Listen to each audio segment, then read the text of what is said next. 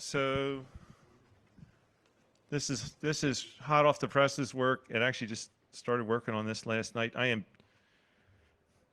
have an adapter, a power adapter that's European standard into a white blob that goes into an outlet, and if a moth lands on it, it's going to lose power. So we'll see if we get through this demo alive. So last night I took this PC Engines 2 and I flashed into it a kernel and a couple of uroot tools, and it barely fit. And then I discovered that I couldn't do anything at all on the serial port, and I did not care. And let me get into why I did not care, assuming that the dark angel of demos does not visit me. The reason I did not care is because I had the ultimate serial port, which is also known as Ethernet, in my favor. Now, what I want to show you is what was in the uroot. Oh, yes, thank you. Sorry about that. There.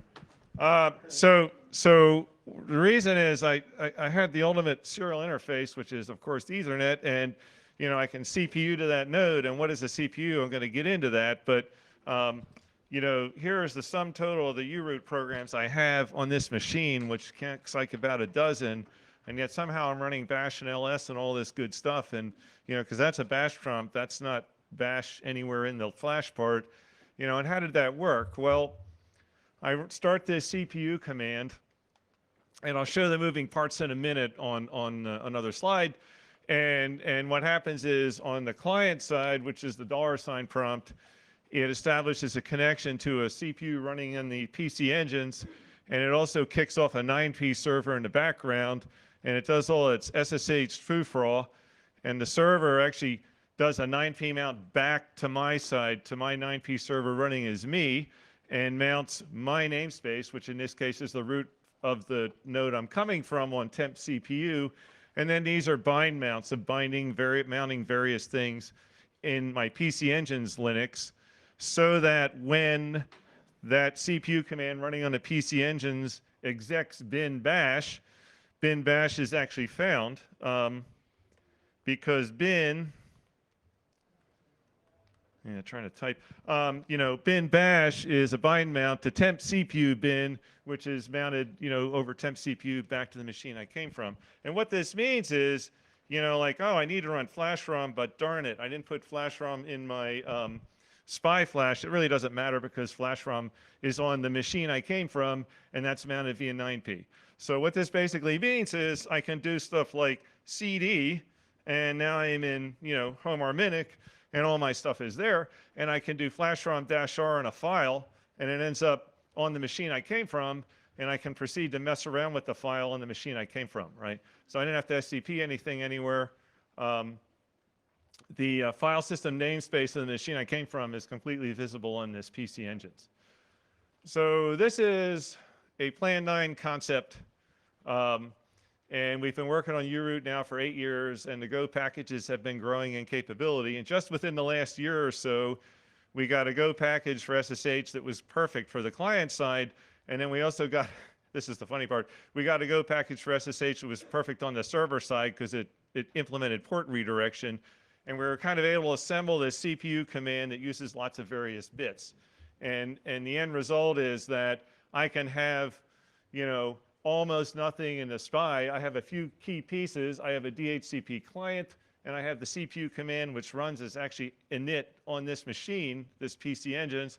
And then when I CPU in, I don't lose anything by going in there. Like when I SSH in, I'd have nothing. When I CPU in, I've got every bin on the machine, including VI and Emacs and all the good stuff I'm used to. So this is such a, now look, there's some performance here. You can kind of see when I hit it, try and run a command, there's a teeny tiny little delay here, right?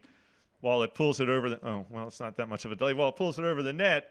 But what's kind of cool is at some point where you're working in this and you kind of forget that you're doing all these commands in your login directory, but you're actually running on a little box down there. That's what I was doing last night. I did the flash ROM-R and I just ran CBFS tool. I just typed it out of habit, and it was a second later that I realized, oh, wait a minute. I was running that on a PC Engines, but it was modifying files, on my Linux machine. So how does all this get wired together? And A lot of people don't know this, but Al Furo was a big 9 fan back in the day and added things to Linux that made this possible. But so we have the penguin and we have the gopher, and that gives us the bunny, meaning, you know, the Plan 9 bunny. And that's the space bunny because it's more advanced than the old days. So you type a command, it looks like an SSH, but unlike an SSH, when you go to that remote machine, all your stuff kind of travels with you. And yes, it looks like NFS home directories. There are a few differences. Unfortunately, the serial console is broken, or I'd show you, but these are private namespace mounts, which means all the mounts that happen are not visible outside that initial process and its children. So if you go into the machine as you will not see my temp CPU, and I will not see your temp CPU. Those are private namespace mounts. And it's served by your server. So you don't have to go to the operator from hell and say, please set up an NFS server because I want to do this thing. It's your 9P server running as you.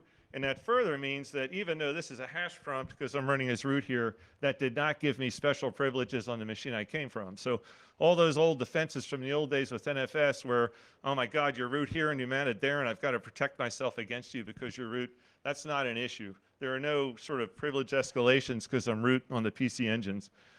And, you know, there's all kinds of fun stuff. The APU, too, in this case, comes up. It's not a general purpose machine. It's a machine that knows how to do one and only one thing, be a CPU server. So Plan 9 hackers everywhere are happy, including me. Let me just do the sort of bits and pieces. So kind of what happened there is I typed CPU, blah, blah, blah, and it started a 9P server and a forwarding Go routine. That's just a thread in, you know, outside the Go universe. And on the right side there, there's my CPU running as a NIT, and it kicks off a DH client and listens on port 22. Here's the 9P server. This is actually a Rust 9P server because it's a beautifully written 9P server from, I forget who did that. And then there's the 9P packet forwarder. And then, you know, my client does a connect over remote with SSH protocol. That guy doesn't accept. And then I start listening on that 9P port forward. And then I'm going to talk to the remote thing and set up this redirect. Why do I set up a redirect? I'm going to do a kernel mount here, and I'm going to give it an IP address and a port. And that port will be the thing that goes through this redirection. And then once that redirection happens, this CPU command knows to do a mount of 9P on temp CPU and do the bind mounts. Why do I have to do the bind mounts? Because even if you try and set load library path, there's just too many dependencies in the Linux stuff nowadays on, you know, you can't say go to there, it's going to always want to go there, and same with the various bins. So I didn't want to do the bind mounts, but there's no choice because of the way the binary tools work. And then finally, it execs the command. And if there kind of is no command, then it looks up $shell in the environment, which we also forwarded across. That's bin bash. Bin bash follows this, you know, set of bind mounts through 9P and pulls the bin bash binary and all its libraries over the 9P connection. And we're running the bin bash I want to run. Now, there's some fun stuff here.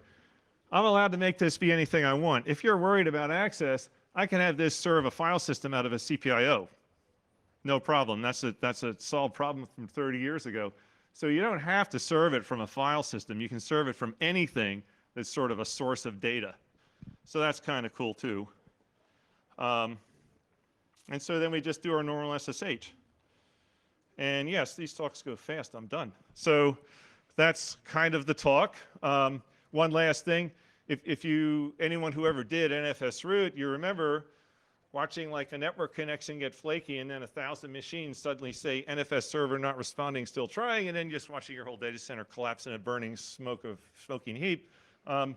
This 9P thing is my 9P server, my CPU client, my CPU server. You can blow that stuff out of the water.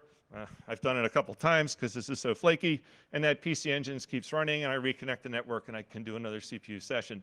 This is nothing like sort of NFS root follies from back in the day. This is much, much more durable system. So I really, if there's interest in this group, where do I need help? I need help with performance. I'm not going to run Emacs because it takes an embarrassingly long amount of time to come up. You know, I can run this thing called God IT, and that's really how you say it. The guy who wrote it told me. You know, and that kind of comes up pretty quick, and it kind of looks like Emacs. But, you know, if you have a lot of files going on, you've got correctness here, but you don't have the kind of performance I'd like to have. I am running the FS cache. It doesn't seem to be quite doing what I hoped it would do.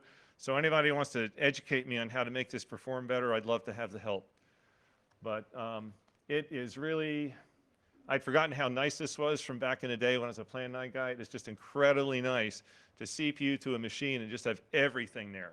To have it not really look any different than the machine you came from. So, you know, if you're at all interested, I'd really recommend you give it a shot. So that is that. I can type commands if you want me to. All right, thank you very much.